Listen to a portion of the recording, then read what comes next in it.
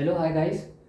As we have left earlier on the step third that was completed in our next part in the part.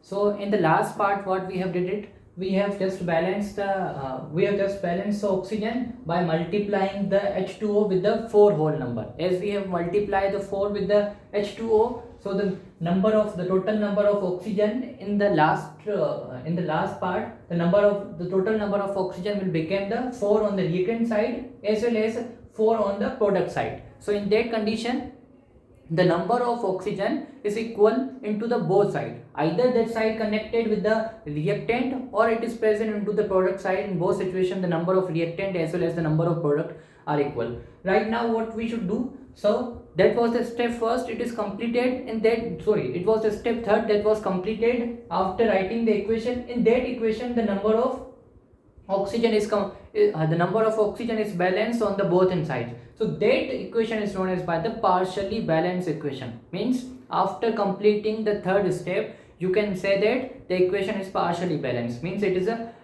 balance. It is half of the equation is balanced and half of this equation is not balanced. Or after balancing a one element in the equation, we can say that it is a partially balanced equation. Now what will be the step fourth? We will repeat the step in the same way that we have did into the step third until all the elements of the equation will become equal. So what we should do now, we will select either hydrogen or iron. Now it is our choice. The selecting of the first element, it will be selected by the standard rules that was we have learned into the step second. Now selecting the second element in order to balance on the bottom side. Now it will be your choice to either you can select the hydrogen or you can select the iron. It will be your choice. So for a purpose, we will select the hydrogen to balance on the bottom side. So before balancing the hydrogen, first of all we need to know how many atoms of hydrogen are present into the reactant side as well as how many atoms of the hydrogen are present into the product side. So for how we will know the how many number are present on the bottom side, simply we will make the columns. So in these columns, what we will do, and we will write on the first column the atom of hydrogen. In the second, we will write in reactant side and in product side, and we will draw two rows.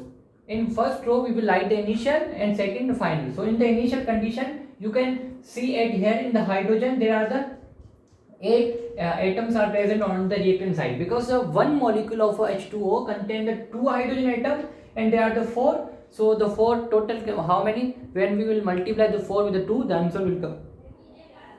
The answer will come the 8. So in this condition, the total number of hydrogen are present on the reactant side are 8, because each compound of H2O contains the 2 hydrogen atom. But here we have the 4 compounds of H2O. So each contain the 2. Then how many contain the 4? Simply we will multiply the 4 with the 2. The answer will come the 8. So on the left hand side, or we can say that on the reactant side, there are 8 atoms of the hydrogen. On the product side, there are only 2 atoms of hydrogen in form of the hydrogen gas. So in that condition, on the both side, reactant and product side, the number of hydrogen are not equal. So what we should do, first of all, we will write there are the 8 atoms of hydrogen present in 4H2O and the 2 atoms of hydrogen present into the H2 form. So how we will balance on the bottom side? We need to multiply either one of them with the whole number. So to do that one, we will write 8 here, but when we have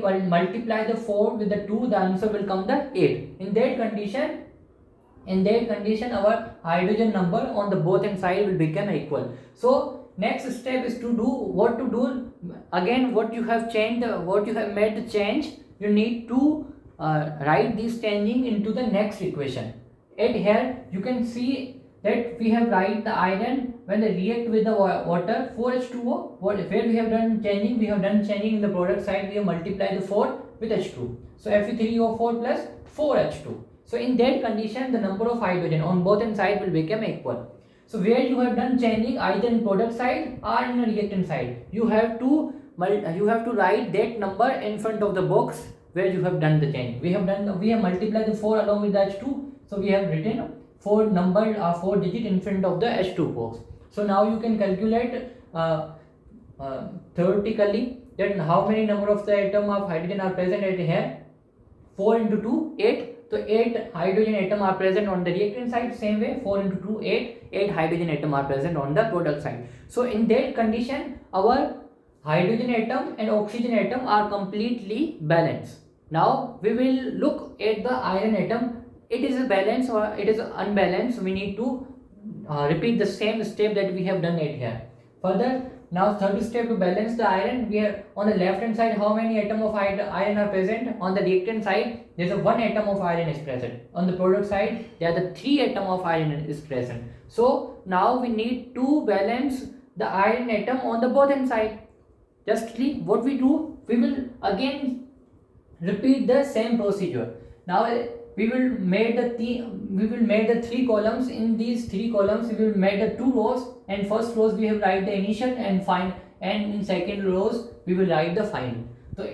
So right now the atom of iron in reactant side, how many atom of iron are present? 1 atom of iron is present into Fe form. In product side there are the 3 atom of iron is present in the form of Fe3O4. So how we can make both the number of iron on the both side equal? We just multiply the 1 with the 3. The answer will come 3, and here and on the product side also we will not make any changing, because the number of the iron will become equal on the both hand sides. So by multiplying the 3 with the Fe, the number comes 3 and it is already equal.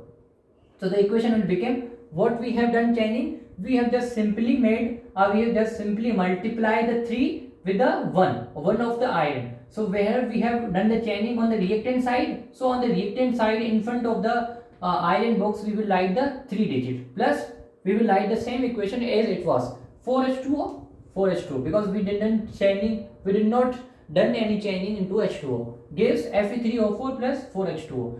Now what will be our step 4? Our step 5, if we have according to the steps, if we have balanced all the atoms that are present into our equation, in step 5 we will again count the number of elements, are both inside are really equal or it is unequal. So for that what we will finally count the number of both inside, either they are equal or unequal. We will write the equation and we will remove the boxes that are present around the compounds that we have made into the first step. So in step 5 we will remove the compounds, and what the digits are present in front of the boxes, they are written as it is via removing the boxes. So 3, remove the box and write Fe. 3Fe plus 4H2O gives, remove the box, Fe3O4 plus 4, remove the box, and H2. Now you need to calculate the number of the different element on the both hand side. So on the left hand side and the right hand side are either in product or in reactant. So in the reactant, how many number of atom are present? 3 iron present. How many atom of hydrogen are present? 4 into 2 8. Now how many atom of oxygen are present? 4 atom of oxygen are present in the reactant side, as you can see clearly in that equation. So now we need to calculate how many atom of these element are present on the product side. So the 3 atom of iron are present on the product side, and how many atom of hydrogen? 4 into 2 8 atom of hydrogen are present on the product side, and 4 atom of oxygen are present in the product side. So we can see here clearly in that column, in the left hand side and right hand side, the number of different element that is present into the reaction are equal on the both hand side.